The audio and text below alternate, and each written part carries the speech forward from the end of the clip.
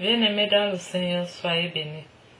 Alors aujourd'hui, nous allons partager à propos du sort de Judas Iscariote qui avait livré Jésus.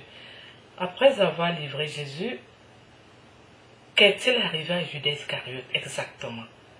Parce que là, nous avons vraiment besoin de la version officielle de cette affaire. Alors, qu'est-ce que le Seigneur nous dit à propos? Nous allons vraiment écouter le Seigneur, ce qu'il nous dit, qu'est-ce qui se passe à propos, qu'est-ce qui s'était passé pour Judas Iscariote. Alors, dès que le matin fut venu, tous les principaux sacrificateurs et les anciens du peuple tinrent conseil contre Jésus pour le faire mourir. Après l'avoir lié, ils l'amenèrent et le livrèrent à Ponce Pilate, le gouverneur. Alors Judas, qui l'avait livré, voyant qu'il était condamné, se repentit et rapporta les 30 pièces d'argent aux principaux sacrificateurs et aux anciens, en disant « J'ai péché en livrant le sang innocent. » Ils répondirent « Que nous importe, cela te regarde. » Judas Iscariote jeta les pièces d'argent dans le temple, se retira et alla se pendre.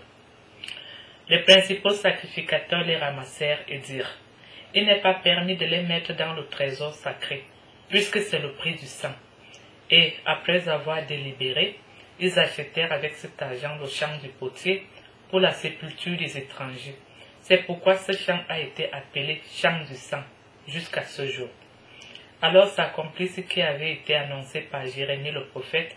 Ils ont pris les 30 pièces d'argent, la valeur de celui qui a été estimé, qu'on a estimé de la part des enfants d'Israël. Et ils les ont donnés pour le champ du potier, comme le Seigneur me l'avait ordonné. Bien-aimés dans le Seigneur, soyez bénis. Alors, nous avons donc été aujourd'hui au courant de la version officielle de cette affaire. Ce qui était arrivé vraiment exactement à Judas Iscariote après avoir livré Jésus.